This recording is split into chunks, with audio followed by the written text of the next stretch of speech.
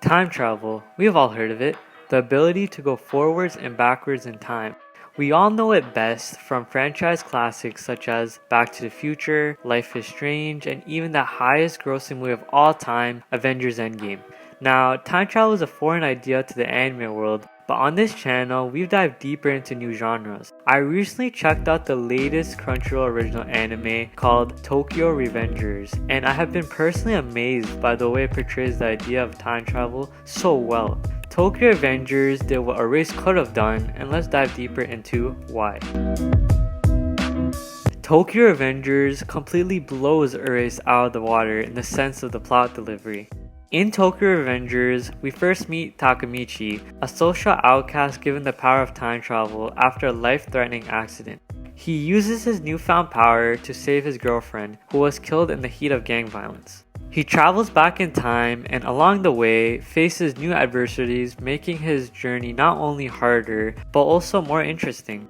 On the other hand, Erase follows a very similar character by introducing another social outcast known as Satori. But in this special occasion, the protagonist already possesses the power to time travel before any life-threatening incident occurs. He uses his power to also save a loved one, that being his mother, who was brutally murdered.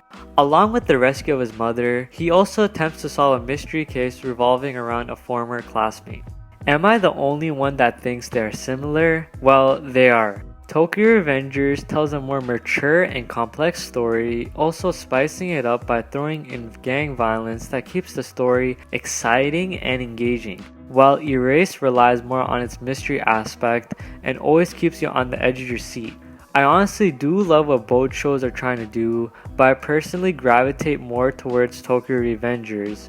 This is because I really like its premise and its characters are really well developed. Speaking of characters, let's talk about that next.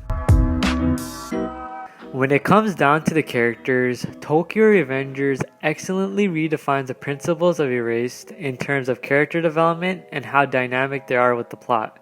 Alongside Takemichi, there's also his very sweet and brave girlfriend, Hinata.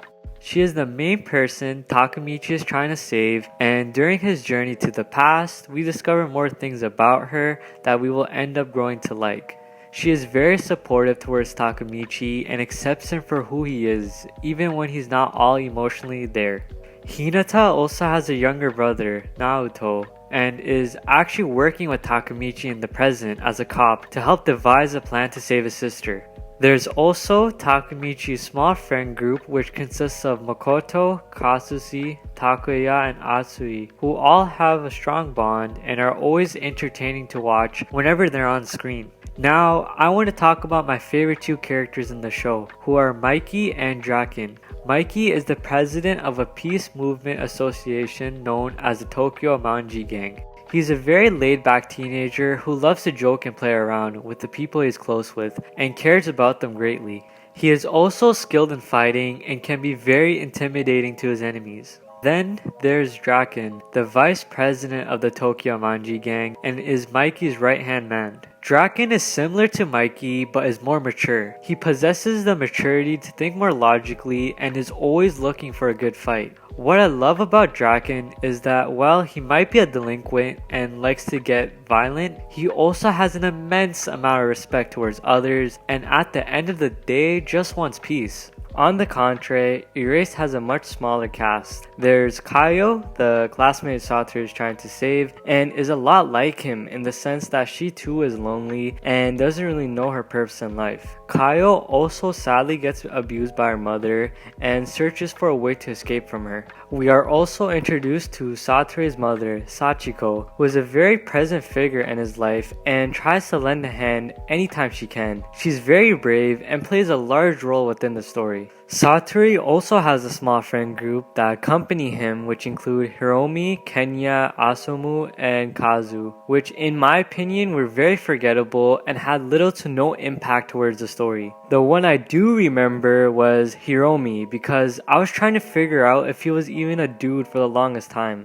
Tokyo Revengers in general just has a huge and amazing cast of characters that really enhance the show as a whole. I am also so excited to meet more gangs and other characters in the future as well. Erased definitely lacks behind in the character department. I only really cared for Satoru and Kaio, but even then, the author writes off the characters and concludes the show with the most weirdest and unsatisfying ending imaginable. Now, I want to talk about the most important part of any anime to me, and that would be the animation. Tokyo Revengers animation is light years ahead of Erased in every category possible. Out of all the animes I've seen, there isn't a single anime that's animation is even similar to Tokyo Revengers, as it's just that unique and special. I absolutely adore the character designs, and it's really refreshing to see so much variety between them all. I specifically love how well lighted the backgrounds are at nighttime, and in some shots are really beautiful. Most of the other backgrounds are your typical anime backgrounds, very simple and clean, but how the characters interact with the environment they're placed in feels so natural and realistic. I also love how gritty and tense the fight sequences can be. It's nice to just see hand-to-hand combat for a change instead of over-the-top and supernatural power-based fights in Naruto, for example. Oppositely, Erased falls flat when you look at the animation. The character designs are very basic, with nothing being new or unique at all. The color palette, in my opinion, is bland and rarely colorful, but even with that being said, it's not completely unwatchable. The characters' movements are passable. There's this one shot with Kaio and Satoru in front of a huge lighted tree, which does look nice and is well lit. You can't really make the argument that since Erased is an older show, of course its animation is not going to be as smooth and clean compared to Tokyo Revengers, as even other animes that came out that same year, like A Silent Voice and Your Name, had gorgeous animation that helped captivate the viewers in their own ways respectfully. Tokyo Revengers animation really highlights and emphasizes the type of vibe it wants to portray to the audience, and may not be even close to Jujutsu Kaisen level animation, but still stands tall on its own. Erased animation does fit the mystery and thriller vibe it's trying to go for, but was a little too dull and generic to me to really stand out from any other thriller/mystery anime. Like, look at Promised Neverland, for example, another thriller anime which had beautiful animation, and the contrast between its dark and light themes were so well done and really put you into their gruesome world.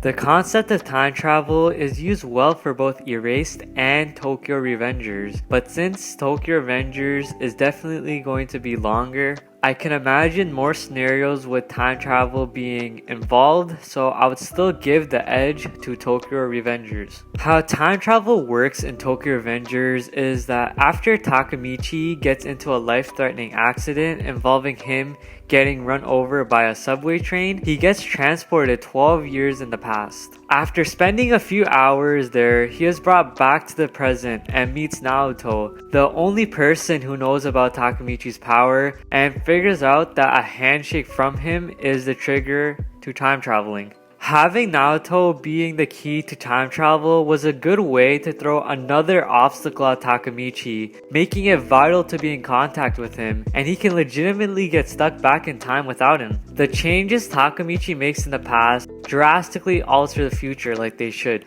A key example of that happening is when Takemichi and his friends get into a fight. And basically what's supposed to happen was one of Takemichi's friends, Takuya, was going to challenge an upperclassman and gets brutally beat up. So, another one of Takemichi's friends, Atsui, steps up and stabs the man, and he actually ends up going to prison because of it in the future. To prevent this from all happening, Takemichi steps up and fights him instead.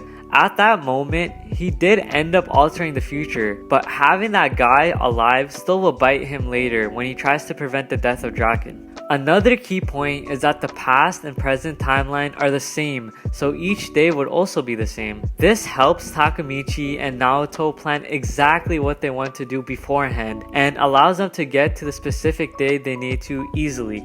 How time travel in Erased works is that Satoru already possesses the time travel power and is called Revival. Satoru is able to use it whenever something feels off to him, and actually is designed for him to save someone that's in danger. We see this firsthand when he saves a young boy from getting run over by a sleeping truck driver right in the first episode. I love how, unlike Takemichi, Satori has no control of revival, making it very important he uses his time in the past wisely and could possibly never get the opportunity again. Once again, whatever Satori does in the past will change the future, no matter how small the change can be. Prime example of that happening is when Satori and his mother, Sachiko, confront Kaio's mother and catch her in the act of abusing Kaio. From there, people from Child Protection Services take her away to a place that will be much safer for her. This seems like a happy ending, but little do we know the person that ends up murdering Kaio, Mr. Yoshiro, was there and saw his plan foiled by Satori.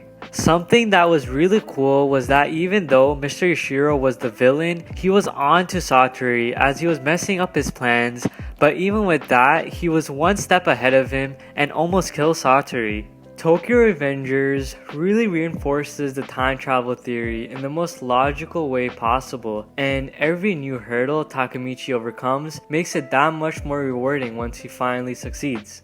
Erased also cleverly uses the concept in its own interesting way and makes every encounter, no matter how big or small, that much more important towards the story.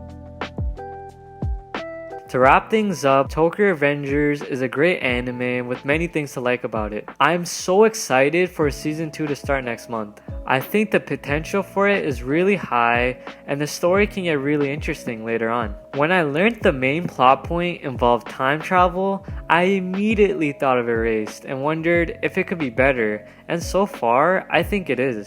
I am also trying to get my hands on the manga, as the covers are so cool. Like, come on, all these covers have so much sauce. It's kinda sad how Erased ended up turning out, as it is a good anime, don't get me wrong, but I wish there were things here and there that were better and made it more memorable, especially the ending. What the hell was that? Well, that's the video. Let me know in the comments your thoughts on Tokyo Revengers so far.